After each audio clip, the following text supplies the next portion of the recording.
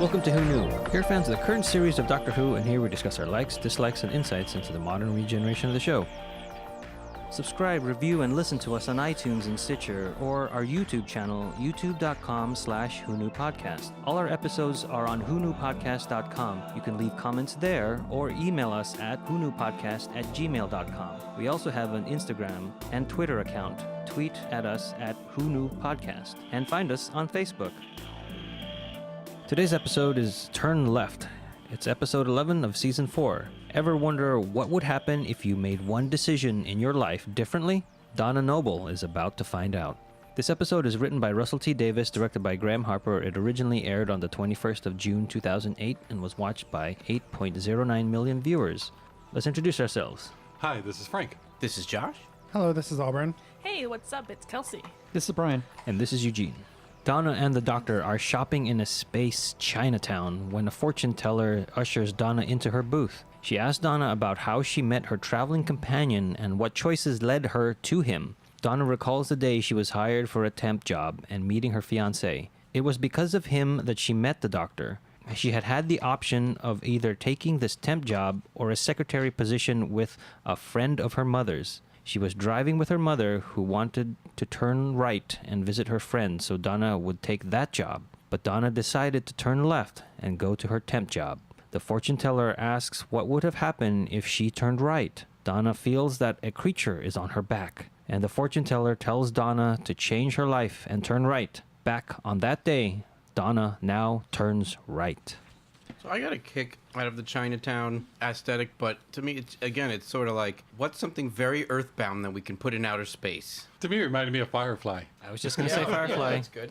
Auburn thought we were watching Firefly. Especially because we're watching it on Prime now, and they've started putting ads before the Prime show starts running. So it was an ad for something, which was weird. And then, it was all these like Western, but flagged with Chinese script. So, it threw me off. Blue sun. Yeah. Yes.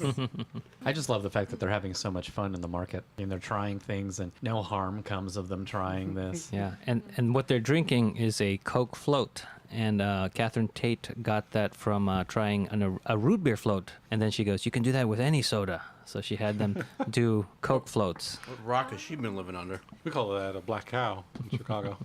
But it's like A that Coke foam. float? Yeah, it's a black cow. And the foam looks so familiar. Going, I know that. No, there must have been something else. But I didn't know that was the truth.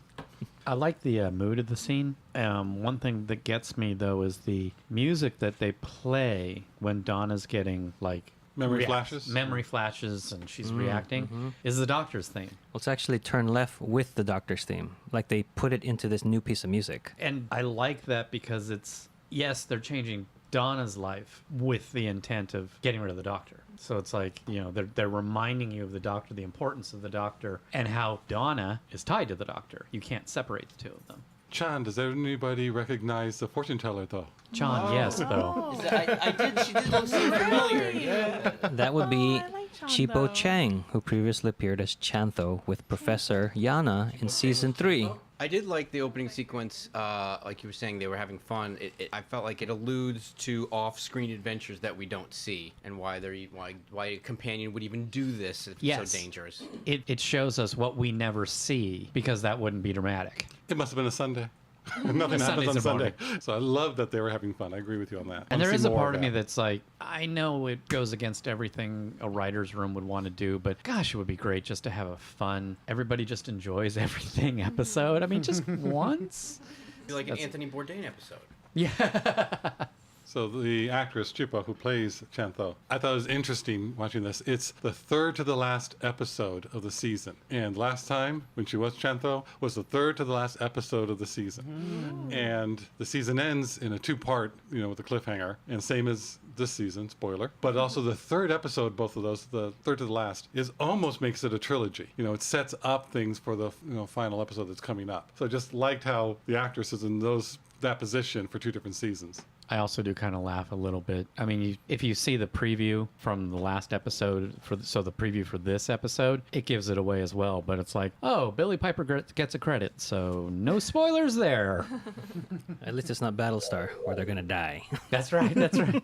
Later that year, at a firm Christmas party, Donna tells her friends that she has been promoted, but one of them looks at her and says that there was something on Donna's back, but she can't see it anymore. They run outside when a coworker says there's a huge star flying overhead. It is the Racnoss ship from 2 Christmases ago, but she doesn't recognize it. The ship begins firing on the city and Donna runs towards it. She hears a unit soldier talking to his commander about someone called the Doctor destroying the spider creature by blowing up her base. She sees a stretcher with the Doctor's dead body. The soldier says he wasn't able to regenerate and the Doctor is dead. Rose runs up to Donna and finds out about the Doctor. Rose keeps looking at Donna's back, but then she suddenly disappears. So this unit soldier that is on the walkie-talkie, we've seen him before, just like Chantho. He was one of the unit soldiers in the Poison Sky and the Sontaran stratagem. He was Private Harris in that one. And that guy is Clive Standen. But he's still playing a unit soldier, but Yep. he's not the same unit soldier? I mean, I like to think he is, but, well, no, he's dead. So no, Really? no. Oh. Those two died. They were the two that were converted. Wait, but Hasn't this is a happened yet. different timeline. Okay, then We're maybe back he's in alive. time. Then maybe he's alive then. Yeah, it's the same guy. Okay. I 'Cause think this was- it's the same unit soldier. All right. Nothing in the credit says he's the same character, but Sure. I like how the Christmas song that's playing in the background is the wedding song. it's the same from, one, yeah. From Donna's wedding. The Runaway Bride. Even though this is a different timeline now and she never met the Doctor, this isn't 100% Donna before she met the Doctor. Right. Because this Donna sees the star and is intrigued and runs towards the star. Or she gets to see the star. Because, oh, wait. Oh, sorry. Yeah, no, No, I know, I'm because we did thinking the of- same thing. Ugh. Yeah, it's kind of like she was scuba diving during the Yeah, she cigarettes missed a and- lot during... Yeah. But Old, that's- old but- Donna would have missed it completely. Right, This but new that Donna was- sees it and runs Right, but towards she it does to dismiss But investigate. the that was the later- between Runaway Bride and the crime thing where she missed all the other alien events. No, No, before, it was Rose. Before that. It was before that, yeah. Rose.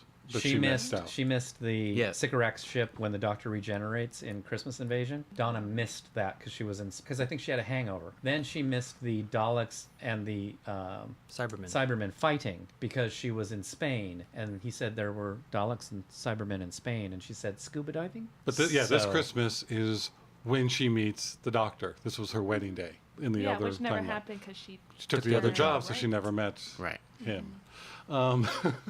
And when the Doctor was on the gurney, and it's like, no, he died, it reminded me of the movie, the Doctor Who movie in '96, where they say he's dead, he's on the gurney. It's like, maybe he will still come back, but obviously, no, he couldn't. Well, the soldier said he didn't have enough time to regenerate. Or degenerate. It was interesting that this is the same day in both Donna's universes that she was introduced to a larger universe. yes. Yes, that's a good point. So basically, instead of meeting the Doctor, she met Rose. Right.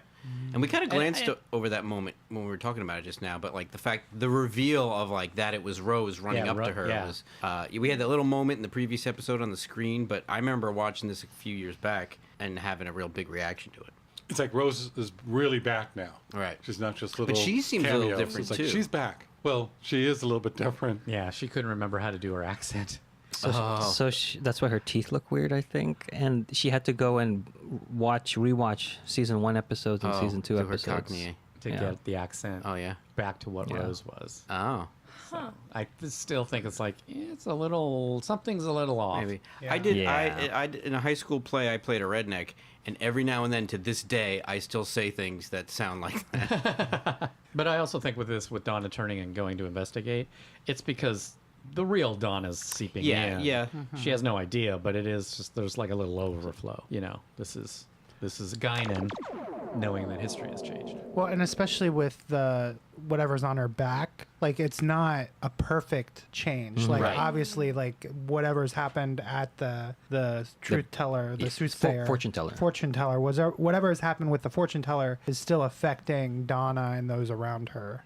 Yeah, it's so creepy that And- something that you can't see, but you can kind of sense, Yeah. and other Hear. people can sense it. And they did it like the shark in Jaws, where you really couldn't see it, and it was disgusting. I like the explanation of how he died, where he blew up the Racnoss's lair, Right. and killed her. and he took himself out with it. Because that's what he would have done. That's if, what he would have if done. Donna wouldn't have been there to stop him. Yeah, because Donna's like, you can stop now. We can leave. You know, the damage has been done. Because remember, then the Racnoss beams back up to her ship. So he didn't kill the Racnoss there. And then Saxon takes out the... And then basically, and I really want to see in that tank. I really wish, you know, you see the shot of the tank saying, fire. I still want the, from orders from Mr. Saxon, you can fire. You know, I really wish they had left that line in. So I want to know who Lance drugged with the Huron particles. Huron particles. maybe he didn't drug anybody. Well, that was the whole idea with the Racnoss. They needed that so that she could awaken her children. Yeah, so that's what he grabbed another temp. So he grabbed Donna. So it's like, I wonder who it was that started the whole thing. Just, you know. Because you mentioned Saxon, and I have a reason of why you don't hear Saxon mentioned. Oh, yeah, you're right. In the alternate, you wouldn't. right. In the alternate timeline, you wouldn't hear Mr. Saxon. You're right. Because Hadn't thought of that. Because the reason why Saxon's Saxon's on stuck there up is on planet Utopia in the future. Yeah, with Chantho. Months later, Donna gets fired because the company's access to customers was destroyed during the Christmas Star incident. Outside, storm clouds gather and the Royal Hospital vanishes. As Donna gathers her stuff to leave, the hospital returns, but only Oliver Morgenstern is alive because another trainee named Martha gave him a tank of oxygen. On the news, he also tells of a woman who tried to help named Sarah Jane Smith, but she died with her son Luke and his friends Maria and Clyde. And now that bit has a meaning to me. See? Yes. You're welcome. Oh, it's beginning to get sad. Well, and speaking of Sarah Jane at this point, because I had watched the Sarah Jane adventures previously to rewatching this, it reminded me a lot of one of those episodes. The Whatever Happened to Sarah Jane Smith episode. That's correct. Some of the ideas of this one choice or one thing that changes the world, like the butterfly effect or something like that, was a plot point to Whatever Happened to Sarah Jane. And It's very similar. It's very similar. Yeah, they're both written by Russell. And Brian can continue to expand on why they're similar. Yeah, because I was going to say, later we'll go into it more deeply. When school reunion was with this doctor, right? Correct. That already happened. No. Yeah, because No, that was Rose. It School was reunion was season Rose. 2 was the... Oh, that's right. Yeah. And So him- she has the canine, and so she's starts to investigate and gets the kids killed. Thanks. Yeah. Sorry. Sign those permission slips. Here we also get another guy from the other version, I guess, is Ben Wrighton, who plays Morgenstern. And he was in Smith & Jones. He was the one who was like sided with the aliens, right? Right away was like, Oh. I'll help you or something. No, and he then- was- not really. No? He was scared Oh. and just wanted to survive. He was just like, no, what do you want? What do you want? What do you want? And then at the end, he kind of took credit. You saw him being Yeah. interviewed just like he's being interviewed here. Oh, okay. And here he's saying, I said to these aliens, Right. this is the human race. And he was, But he didn't act that way. But he didn't act that way. Right. I'm really yeah, glad and they then- got him back Yeah. to do this Yeah. other news bit. No, it's very interesting because as we'll talk about, the rest of this episode is sadder versions of prior things that we saw happen. In the end, I ended up feeling so bad for Donna's mother because of the way she ends up. Spoilers. So Well, speaking... yeah, we'll get to that. But I'm just saying that. Oh, the no, fact it's that, amazing. And she's one of, and no, it is not nagging on the actress at all. I can't stand that character because she's such a negative Nelly. But the actress does a good job. But so good that what she does in this episode makes me feel so horrible for her. And you kind of want her back. Yeah. As negative Yeah, as she yeah, is. yeah, You're yeah. like, be mean to Donna. Yeah. Just be mean And to even Donna was probing her to be mean to her Yeah, later on. It's so sad. Yeah, and here we're watching the TV, and then they're learning about Sarah Jane Smith's death. Sylvia, the mom, mentions that the dad passed. Yeah. Why? Yeah, but they never mentioned that in other episodes. Yeah, they did. They did. Did they? Oh, they do mention it. Yeah, because in Runaway Bride, the father is there at the Right. wedding because he's alive. Right, but I just don't recall them mentioning it in the yeah, regular when- in the timeline. beginning of Donna's season, doesn't it? Your dad would have loved this or something like that. And also, they moved into a new house. That's where I'm thinking of the Poison Sky and Centauran Stratagem. Okay, Right. I just don't recall. I'm pulling a Reagan here. This is the original Donna. What do you mean you're firing me? And then she looks at it. You had someone else type this. And all this is going on. It's like the hospital disappears. And she's like, Yeah. no. She's missing it. She's missing Yeah, it yeah. again. She's calling out everybody else and the wrong things Yeah. that they're doing. And then the big boom. Oh, don't tell me. The hospital's back. Well, I'm taking the stapler. That's Donna. She's gotten into her habits. Donna goes for a walk that night and runs into Rose again. She gets annoyed when Rose keeps looking at her back. Rose tells Donna to get out of London next Christmas. She knows Donna has a raffle ticket from work. First prize is a weekend getaway, and she tells her to use it. That Christmas, Donna takes her family away to the country and sees the Titanic crash into Buckingham Palace, destroying all of London. It's just getting so sad. The maid that at the Oh yeah, The yeah, maid yeah. pointing in The the, stink eye. yeah. the subtitles. She's speaking in Spanish. Well, translate Oh, is it. that what the subtitles Yeah, the said? closed captioning says speaking Spanish. They don't want you to know. Even the That's subtitles There's are something racist. on your back. You pretty much know that's what she's Yeah. saying. Nah, she's probably sitting there going, "You're a redhead. You shouldn't be allowed to live." Don't bring that in here. I Oh, just cleaned yeah, this. just even the hint of Donna's friend or coworker at that original party who sees the thing on her back, and then this one, it's really creepy. Plus the fact that, did we get a glimpse of the insecty? Yes. Okay, Yes. so yeah, it's just Just it's- little bits of it. to little me, it sections. gives the same feeling as the Midnight episode. It's just this weird, guttural creep out that we all get. This Yeah. is where this episode starts to get me, because they're looking at London and they're saying, we were supposed to be there. And Wilf says, I was supposed to be, working in there.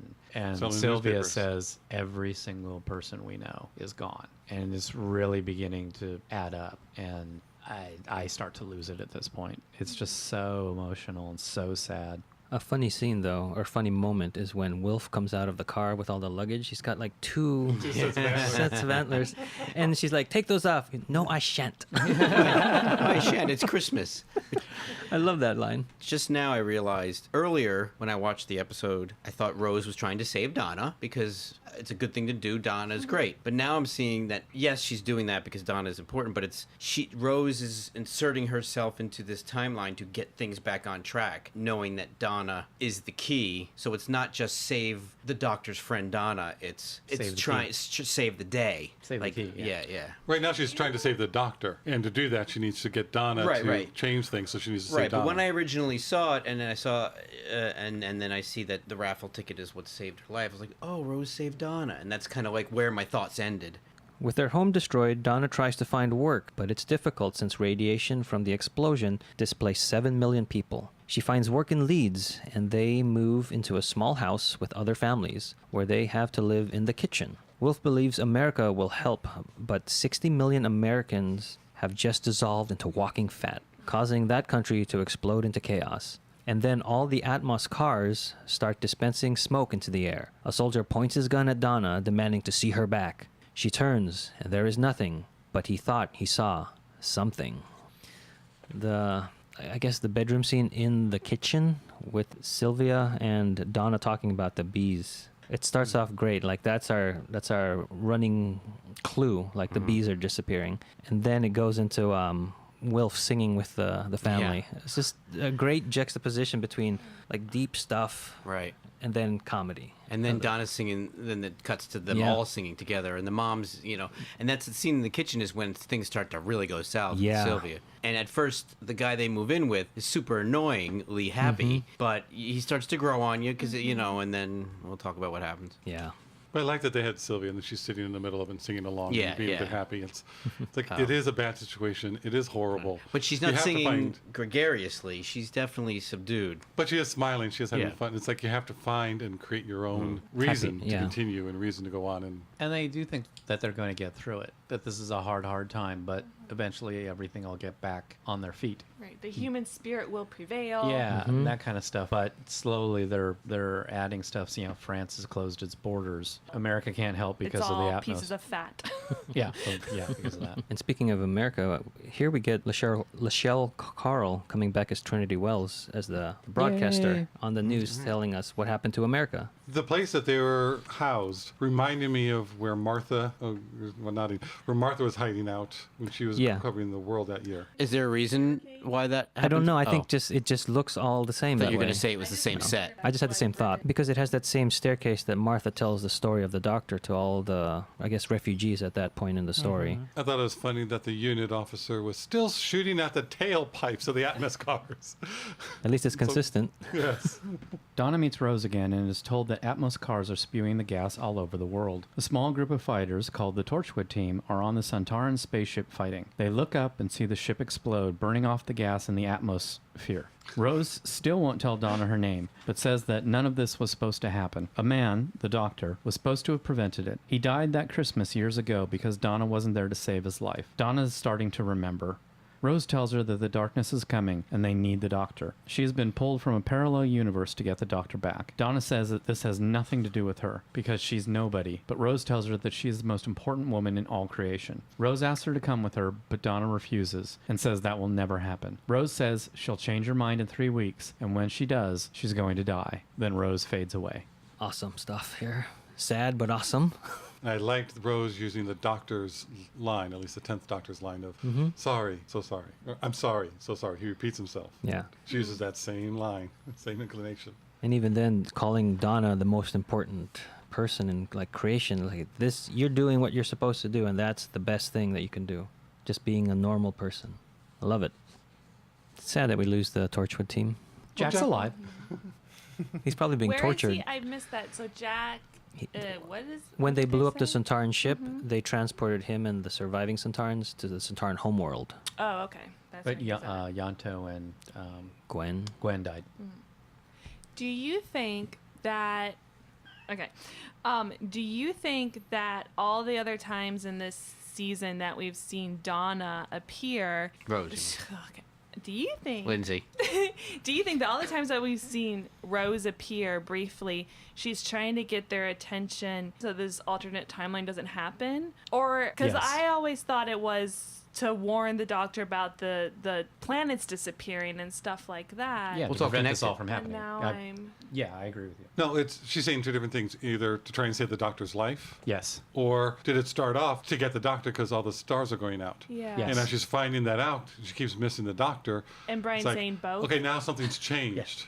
Brian's saying And both. she's like, now something's changed. She and goes the key to after get it, the yeah. doctor back Yeah. is Donna. Yes. So at the I turn think her left plan point, did change. Yes, her along the plan way. is changing, but the end result of it is to get the doctor back. So she wants to get the attention of the doctor beforehand, So he doesn't die. so he doesn't. Yeah. So I she don't think they she knows don't about get the this doctor dying. alternate- 'cause Or- that's an or alternate. doesn't- That's yeah, an or- alternate- So she's chasing the fuse.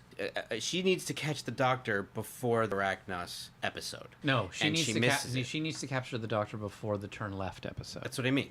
That's not the Racnoss episode. Okay, you're right. But we see The Rose incident. in the Arachnos episode, don't bef- we? bef- In Runaway Bride, don't we see Rose? No. No. We see Rose in Partners in Crime. Oh, okay.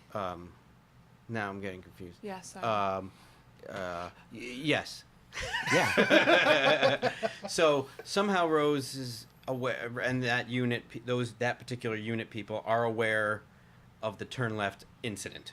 No, Because it's an alternate timeline. So they're figuring it out little by little Well- after. Well, in this Right, well, episode, I think they are. Yeah, yeah. Because Aren't how they? would they know the doctor Yeah. died? Well, they figured out. Well, they know he wasn't supposed to because Rose isn't Rose from knows the this doctor universe.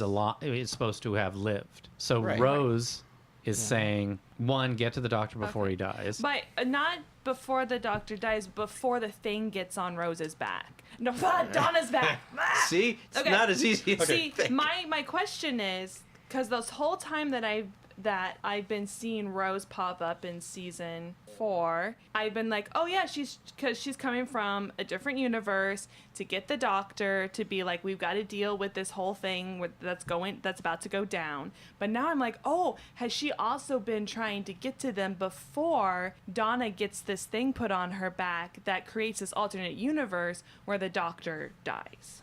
I think yes, but she may not know that's why he died. And I think no. The idea was to come into this universe to get the doctor to let him know something's going to really bad is happening. The darkness is coming. Stars going out. That was their whole purpose at the beginning of all this and why she keeps showing up through all the other episodes. And then this episode happens. And as she's coming in, she's like, wait a minute, did I miss the doctor? What's going on? When Rose first runs up and meets Donna, it's like, this alternate universe It's just happened. wrong. It's like, Yeah. all up to now, I've been trying to do it. Now it's like, something really went bad. We have to change it now. So I think her plan is still, trying to contact the doctor because of the stars. So Rose But this is doesn't like know that something- this alternate universe is about to happen. She doesn't know what's Oh, about yeah, to 'cause she happen. I shows think up- it's just a wrench just got thrown into the works. Right. We have to fix this so we can go back to the primary job of getting the doctor because of the stars. Right, because she's been chasing the doctor, so then she shows up. Where's the doctor? Donna just says he just yeah. died. Right. And then now Rose is like, shoot. That's not supposed to happen. That's Right, something right, weird right. happened. Now I got to deal with Now- this. and then she to goes get back onto the main Okay. track. Because how I take it is that in the the parallel world, Pete's world, as we called it, Yes. Pete's world is With the where lamps. that version of Unit and Rose, this version of Rose are, and so they're having trouble punching into the correct timeline. That's why she never gets to the doctor. And then now that there's this wrench thrown into the gears in turn left, there's a tangent universe created, the wrong timeline. So it makes the bonds between the two parallel worlds even weaker. So now she's able to figure out that this is where to start Gotcha. to go out and ripple throughout the rest of the timeline. That's how I explain that away. I like it. Sold to the American. Well, yeah. Well, this is just a theory. In the episode Voyage of the Damned, they say when the Titanic crashes into the Earth, it's going to destroy Earth. Right. Or it's going to destroy a significant chunk of Earth. And now they've retconned it so it just destroys London. So there's a part of me that explains that as saying Max Capricorn. The part of me that thinks Max Capricorn can't even get that right. Right. He's overestimating the power of the explosion. He's like, oh, it's just a city. Unless he was being slightly metaphoric, because it ends up destroying much of the Earth because of the fallout. Ripples. No, just So the southern, fellow just southern was England. Southern, Oh. yeah. Oh, that's right, because he says the Americans are going to come out. But his company is so deep in bankruptcy that he can't even afford to buy the real bomb. I like this image that we get of Rose just punching. Like, that's all that, it's been like 2 years for us, but it's been just seconds or minutes or who even knows for Rose, but she's just keeps punching into this timeline Yeah. for her. I like when time travel stuff like that happens. So I'm a little confused as to, we've gone into a new timeline with Donna's new timeline. Rose is in the alternate universe. So Rose is punching in from Pete's world. from Pete's world. So when later on in this episode, when she takes Donna to Unit, where's that? We never see it, but We I never take see- it as the It's everybody's going to hell timeline. So See, that's why they say they fished the TARDIS out of the Thames, because it was there from the Racnoss. Okay. So the turn right Unit people are aware of Rose Punching in. Yeah, Punching she in. talks to them. So this is what I love about this show, not this episode, the Doctor Who show, is it's basically cool. Wait, what? Oh, every episode. So I take that as Rose punched through to the turn right timeline, contacted Unit somehow, and she was able to give enough information and maybe secrets that they're like, oh, we need to listen to this person. Right. Because remember how Pete's world runs faster Yeah. than Mm-hmm. the current- the yeah. Doctor Who Oh, universe? no, I don't remember that. Yeah, because they were saying that global warming had affected everything. Oh. You know, when they finally get back right before the Battle of Canary Wharf. So a couple years had passed. So time passes faster there. So everything that happened with all the universes going out or it's happening, they know about it on Pete's world. They have it ahead of time. And So so she- this is their desperate attempt to get the Doctor Right. to And stop it from affecting all the universes, including Pete's universe. And she can effectively pop in and say, I know how to get the Doctor back, because they all know that the Doctor died.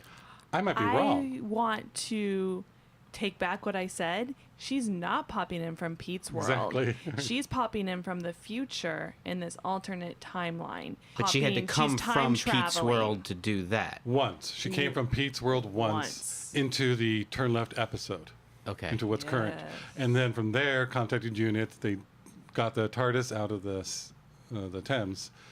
And then from there, created this other time travel machine where she's able to go back to try and stop the Doctor She from has to killing. be coming from the future dying. because how else does she get the raffle ticket and make sure that Donna has the raffle ticket and she's doing. Oh, How does does she- she know about she- the 3 well, Donna- weeks? Well, you're going to change your mind in 3 weeks because Rose is coming from the Oh, future. Gotcha. Pete's World's universe ended. The stars went out. She may have popped in from Pete's World right before the lights went out, and it Yeah. ceased to exist. Yeah, to the first say time that she pops in from Pete's I'm gonna World. go get the doctor. Shoot, the doctor's dead. The doctor's dead. I better go into the future. Or maybe she jumped ahead too far. Yeah, what you're Maybe talking about? maybe she jumped ahead and then had to jump back. Yeah, Yeah. okay. That makes okay. more sense. All right, that's too much of a tangent. Let's continue. The family that was living in the house with Donna's family are being relocated to labor camps because they were not born British. Now, this gets real. This Yeah. gets Yeah. tough because of the history of concentration camps and what that means and calling them labor camps. Mm-hmm. And then even now when we're doing this in 2018 with the whole Japanese internment, but I mean just now with 2018, something that we never thought of was, the immigration debates that's going Yep. on. Why is something happening? Thank you, Donna. 3 weeks later, Donna and Wilf are outside looking at the night sky. The stars are going out, disappearing. Donna turns and tells Rose, who is suddenly standing behind her, that she is ready. They are taken to a unit headquarters where Rose is only known as Ma'am. There, the TARDIS is standing with its doors open and cables coming out of it. Rose tells Donna it's time to see what is on her back. Donna stands within a circle of mirrors, and chronon energy lights that are attached to the TARDIS cables. When they turn it on, they can now see the huge bug attached to her back. They can only see the creature, but can't touch it. Rose says it feeds off temporal energy caused when people make different choices. It made her not meet the doctor. I refer to this episode as the bug on the back episode. That's how I remember it. It's funny, it looks like a backpack. And if she's moving fast enough, I'm like, it's just a backpack. It's after the reveal of the giant beetle. This episode, the beginning of the episode is a little less scary, but But it's- still, it's Moz going through her hair. yeah, that, Icky. It's from the Ark in Space line of toys. All big larvae and bugs. Just things that pop out to me here is like when Wilf salutes Rocco, that hammers at home how real things have gotten because he's also cheerful and he's putting up a face. Like, Yeah, it's a front. like I'm making it to be okay for you so that I'm okay with what's going on. And then when the salute happens and he sees Wilf, I always get that because Wilf is from like the old the old world type of country thing where he lived through the old war and he just knows what's going to happen. And then he's like, yeah, it's not going to be good. It's a micro look, Yeah. but when he drops that and it just goes to this other place of poignancy that's what I love about the show. It's great. But then after that scene, it hammers it home further is where Donna walks back into the housing and the focus stays on Sylvia's face. Kills me. Yeah. And she does not she just stays in that forlorn, sad, depressed mood, Yeah, and it never racks the focus into Donna speaking right behind her. No, and the only time she says anything is to agree that Donna's a loser. Yeah. It's great choices that they made in both those moments. I love them.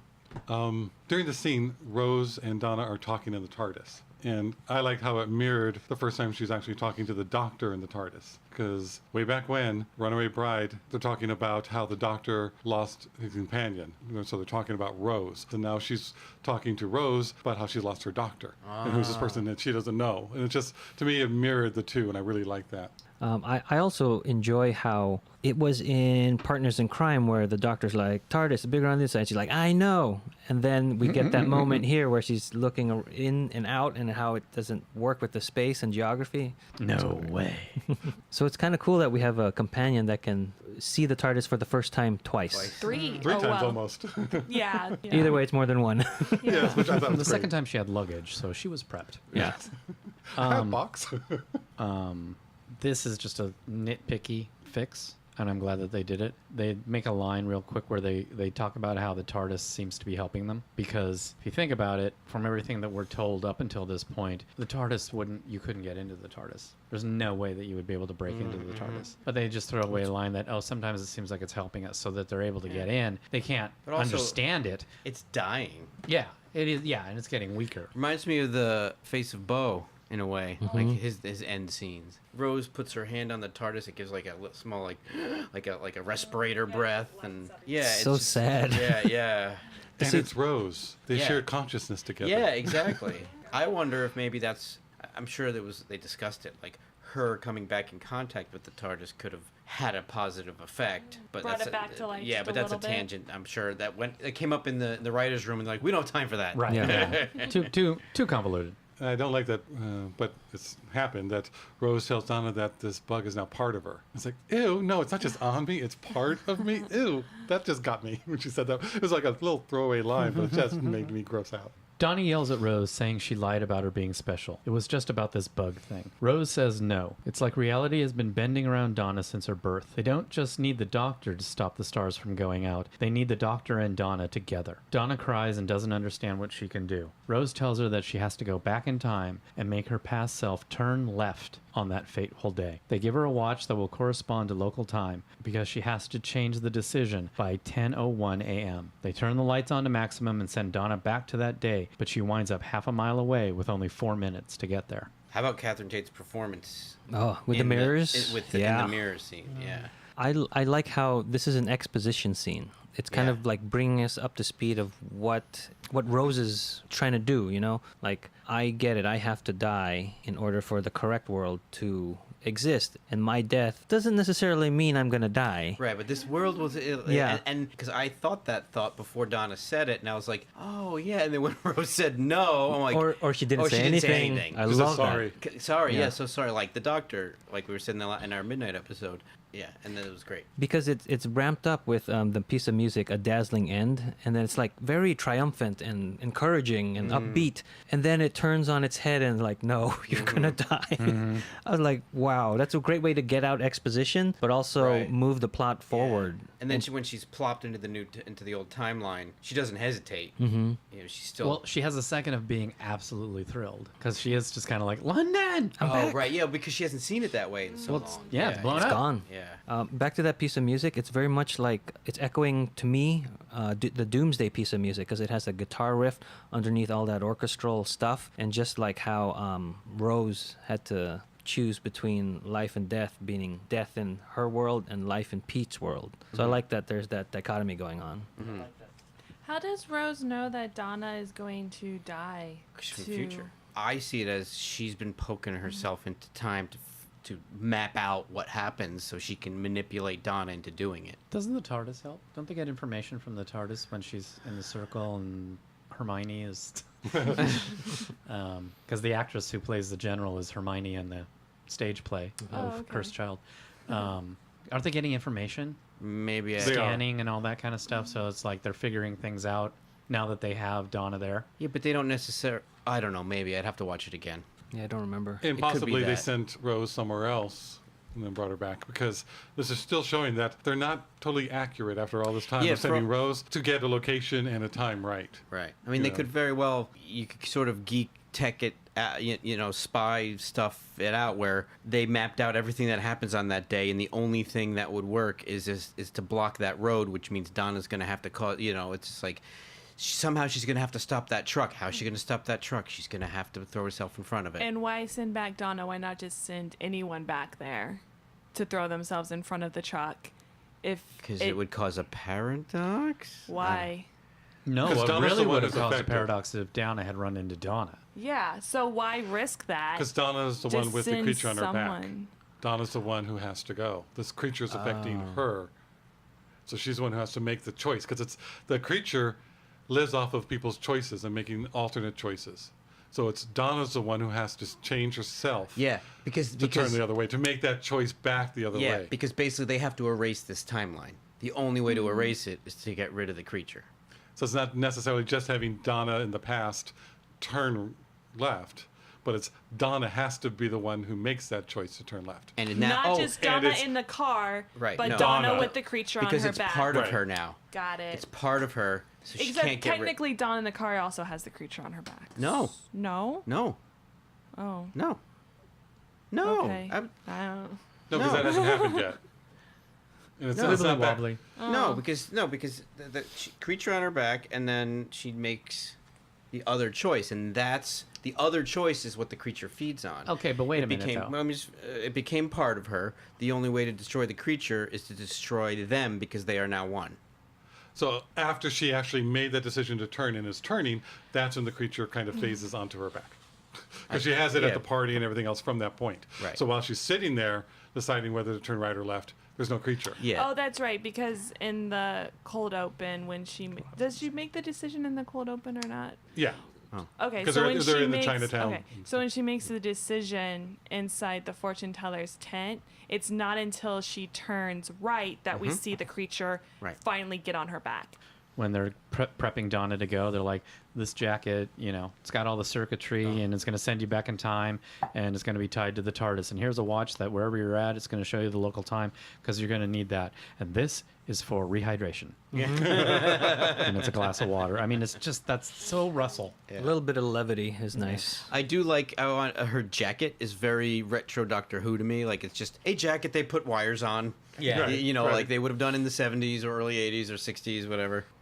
Donna runs toward the intersection, but knows she can't make it in time. She decides to jump in front of a moving truck, causing all traffic to stop and back up to the intersection. Since the traffic isn't moving on her right, past Donna makes the decision to turn left. Rose appears before current Donna laying in the street and tells her to deliver a message to the doctor. After she whispers in her ear, Donna dies. This is what Donna was thinking she would die. This is the area going, oh, so this part of me will die, but I will still live on. So that's what we're expecting. This is what happened. But Rose earlier said, no, you're still going to die, which is, oh, so that's not the answer to that mystery. It's not the end of her journey. So I was just thinking up to the end of this because it works in both ways. Like, no, you're not Yes. just going to blink out of existence. You're actually going to get hit by a truck. Right. Which works to that episode. But again, like rewatching the show, once you know what happens, it has another meaning. Yeah. I didn't know what she whispered to her. It's like, now I feel really silly. At the time when we're watching this, it's like, I wonder what Rose whispered to her. Two words, though. You couldn't have said Rose Tyler? I will tell Wait, you. isn't that what she does whisper to her? No, Bad Wolf. Oh, We're yeah, not. that's We're not right. there See? yet. Right, yeah. Yes. But I will tell you, when you binge watch these, you can figure out that it's Bad Wolf. Because that's what happened with Brian. He was lending me the DVDs, and then we watched that the Turn Left episode together. And I turned to him, and I just went, "Bad Wolf," and he's like, "I hate you." He does that all the time. And then when Arlene was binge watching these, she goes, "Bad Wolf." I was like, "That's what happens when you watch them all together. You can figure it out." Back at the fortune teller's, Donna screams, which releases the creature from her back, killing it. The fortune teller is amazed that Donna is able to fight off the bug and runs in terror. The doctor saunters in and Donna runs to him. The doctor says the bug is a being used by the trickster. It usually changes things in small ways, but with Donna, it somehow created a parallel world. He suspects there is more to Donna than originally thought. He also finds it odd that he met her grandfather and then connected with Donna twice. Donna's memory of the other world is fading, but she remembers the blonde woman and tells the doctor what she said about the darkness coming and the stars are going out everywhere. She remembers the message she was given for the doctor. It was only 2 words: Bad Wolf. And here at this moment, we get the piece of music, All the Strange, Strange Creatures again. I love how they keep using that theme. It's just awesome. I didn't catch that till you just said it because he says things so fast sometimes that usually this creature only takes small decisions, and but with Donna, it created a whole parallel world. Yeah. So that doesn't usually happen with this creature. Correct. That's what he was insinuating. Yeah, the change with Donna was awfully big. So I have another question. It made this whole parallel world. So what was going on with Chantho in that room while that whole world was happening? Like, I see it as instantaneous. Yeah, that's how I see it. so what is No that? time passes in the fortune teller's shop. What is that fortune teller shop getting from doing the like? Well, what probably- normally happens when she does this to someone, and what does she get out of it?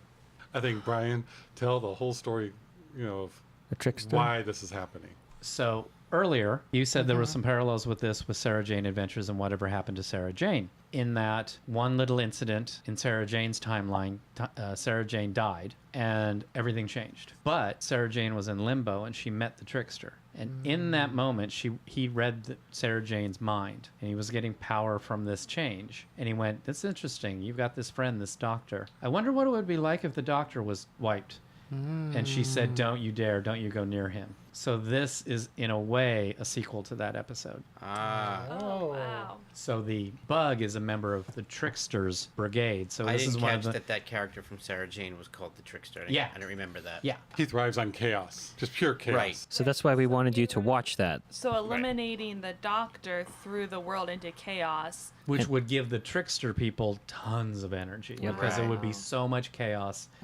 What happens to Donna in the fortune teller shop as time goes on, I don't know. And I don't think that the fortune teller does this often. The creature, alters reality in different ways that are small. So that's just the nature of the creature. I think the trickster is using the fortune teller and to get this creature onto Donna. So I think this is a one-time thing that the fortune. That's how I took it. Is Yes. that Yeah. she's just So a hired it's not like- person. Yeah, because she doesn't know what's going on. Because I love so that line I where always she took says, it as this is a con that this woman does, and she gets something from like this is her daily life. She feeds the creature, but in reality, this was all a con. It was only happening once. Right. yeah, because I love the line, what are you going to become? So even the fortune teller can see something special about Donna that is coming soon. Right. I really did want her to go, John, what will you become, though? Yeah. But it is something that's another layer, just for those of us who are more diehard type of Who fans, knowing Sarah Jane and connecting it with the trickster and knowing that name. Otherwise, it's just thrown out. If you're just watching Doctor Who, you don't know the trickster, you don't get that reference. And you don't need to.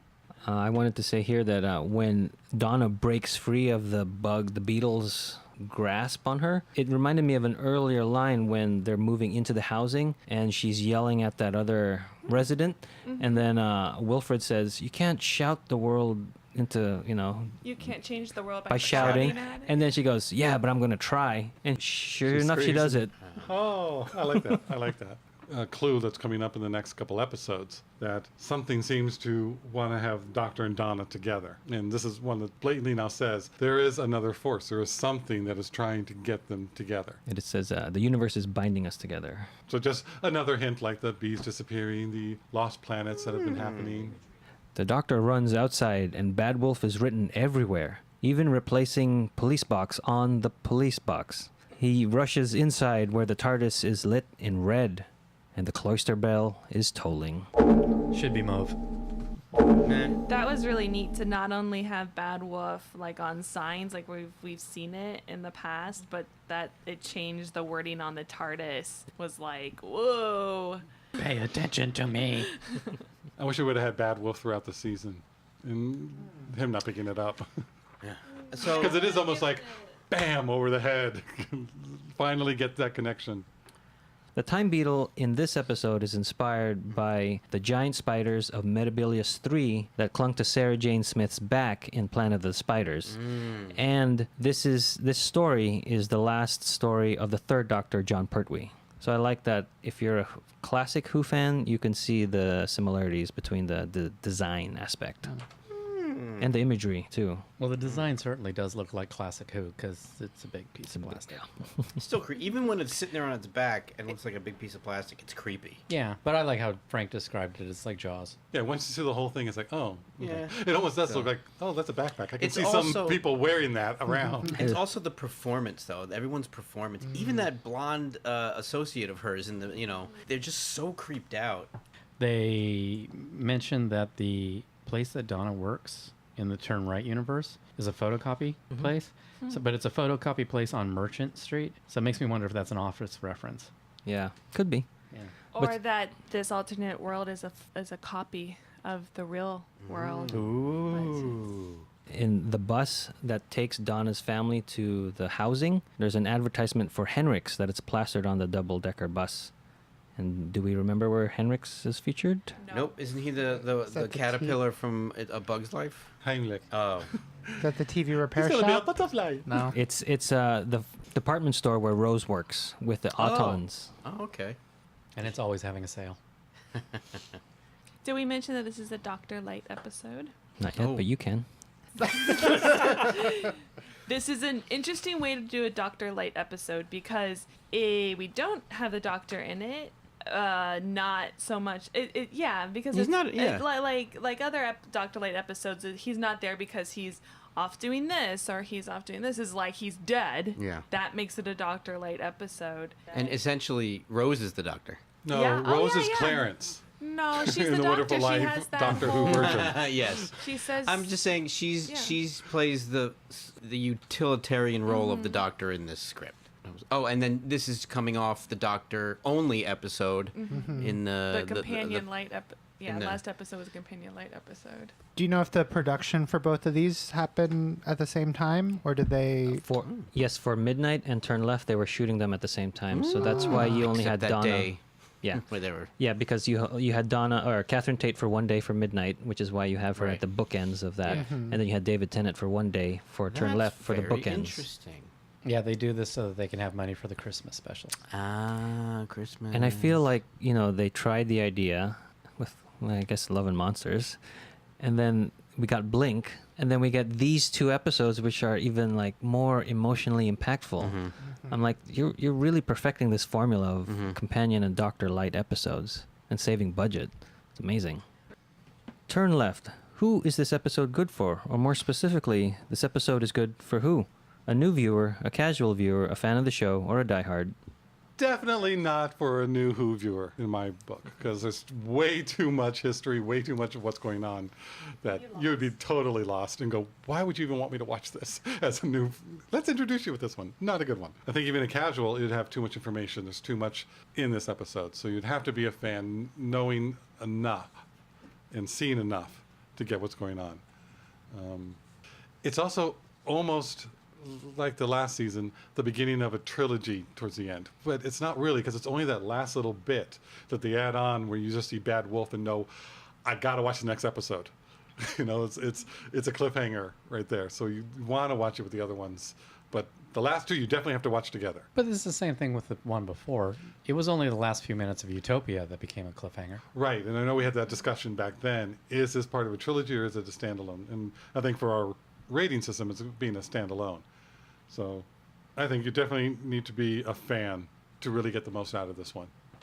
Yeah, I think a fan, definitely. But I can see someone who's clueless stumbling upon this episode and still enjoying it. Even though, like, with the thought in my, like, I don't know what's going on, but this is interesting.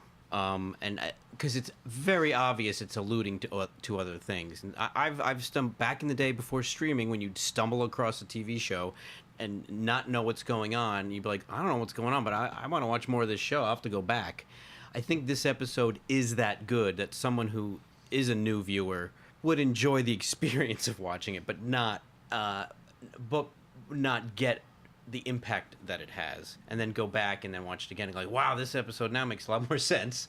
But so yeah, I agree with you, but I still think it's done so well someone new can enjoy it. Sounded like you wanted to Fan, say casual. fan with a footnote. I Fan see where with you're an asterisk. Yes. I see your point, and I agree with it on a certain level. But I'm thinking the people I know will go, "That's just way too much. How many seasons already? I don't want to start from the beginning." It's like I like it. It looks like it'd be intriguing. Well, but you could tell them.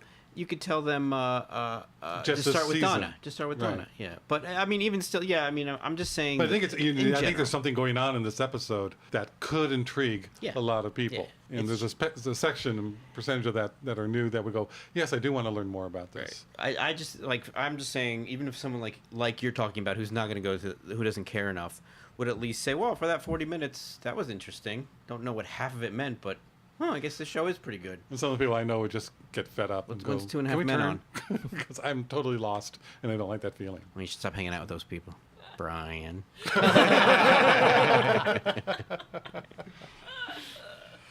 I think I will agree with Frank and Josh. It was a strong episode. I'll finish watching it and prep for the final two. But yeah, I don't think that I personally would use it as a introduction to Doctor Who for anybody. But there are some interesting ideas and interesting visuals. Creepy with the bug and creepy with all the reactions from everybody to the bug. So, but I'll go with fan, not new, not casual, but fan. Yes, and I will also put this episode in the it's good for a fan, because if a casual viewer is not someone who's watching the show with intention of watching all the episodes in chronological order, then and I think this is an episode that you need to watch it in the order of which the writers and producers intended it to be. So I'm gonna say this episode is best for a fan. Yeah, I agree. I'm going to say fan for this as well. I love this episode, but it is such a downer that you need to see it in its proper order to get the full impact of what's going on, rather than just thinking, well, that was depressing, and then not knowing what's happening. So I'm going to say fan. Did everybody like this episode, though? I mean, Yes, I did. Mm-hmm.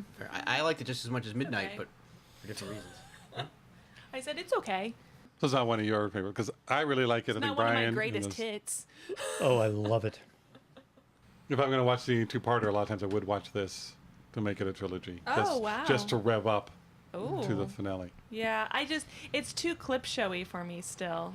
That I'm like, And I like that because then it reminds me of everything. yeah, 'Cause I I might hate have clip forgotten. shows. Oh, Maybe that's why. I like clip shows. So. I think they're a cop out, but this is not a cop out episode because they did it in a very different way, and it's not a clip show at all because Right. there's no regurgitated footage. Everything's new. Well, it's basically what would happen if the Doctor died. You know, I bet you that's probably what they put on a Post-it up on the story wall. Like, what if the Doctor died? And then they figured out how that would happen. For me, I could see myself putting it in every category. Normally, this doesn't happen. Like, so for Die Hard, I want to say you can put it in there because you have to not only watch 3-4 seasons, but you also can watch Sarah Jane Adventures and like, who's going to do that? And then you're also going to watch Torchwood season 1 and 2. I'm like, that's for a Die Hard. And then for a new viewer, you can introduce this with all the character stuff and like, who is this guy? Like, who's the Doctor? All this is revolving around what happened if one person died, and that I think is enough to entice you to go, who's this character? I want to learn more about him and why these people feel the need to bring him back from the dead. But for me, I want people to enjoy this in the way it was intended, like we all said, and I'm going to put it in a fan category. But it was very, very weird how I could place it in every category, and I also like how it's very much like the Star Trek Next Generation episode's Tapestry, and how one little choice unravels everything in the tapestry of your life. See what I did there? But yeah, this is one of my favorite episodes. I consider this the first part in the trilogy of the finale of season 4, and it's just an awesome, awesome episode. Which one was Tapestry? show- Now I every have to show ask. is Was it It's the one with his heart. Oh, and the Q. Nausicaans? No, yes. Yeah. Oh, Yeah. okay. Q gives him a second oh, chance. Yeah, yeah, And yeah. he's a lieutenant, not a captain. Yeah. Oh, yeah. See? You heard our thoughts on Turn Left. Do you think that this is the beginning of a trilogy, or is this a standalone episode? Let us know. Comment on this episode's posting on Facebook, or you can email us at whoknowpodcast@gmail.com. That wraps up Turn Left. Thanks for listening, and we will see you next time when the future becomes the present. You've just listened to an episode of Who Knew? Our wonderful theme music is by Michael Grady. Find him at Facebook at The Universe Explodes. All our episodes are engineered by me, Auburn. Find him at alburnbinkley.com. You can find this show in several places. Follow us on Twitter at Who Knew Podcast. Subscribe, review, and listen to us on iTunes and Stitcher. Or our YouTube channel, youtube.com/whoknewpodcast. Visit our Facebook page. Please leave comments, reviews, and click like to help support Who Knew Podcast. Also, listen to us on your Amazon Echo by enabling a podcast skill. All of our episodes are on whoknewpodcast.com. This podcast is inspired by Doctor Who. The longest running sci-fi show in history. And especially the revival spearheaded by Russell T. Davis. Thanks to Russell. Sydney Newman, Very Lambert. Ron Grainer. and all those involved in the adventures of our favorite Time Lord. Your work continues to inspire and entertain. He wasn't able to degenerate. Next time on Doctor Who, Rose runs up to the Before we move on, I just want to say, back to the storyline, he did. What's Rose's last name? Tyler. I thought you guys were doing a midnight bit. No, huh? It's you. Months later. No, Oh. Don goes for a walk. Oh, it's me. I'm a little slow. But, what? No, I thought you were done. Oh, so I don't I wanna- was done. I was gonna, because I interrupted my original self. What I was going to say. I don't know if you want to put this in or not, but I will not put that in there. oh, we're all done. Episode over.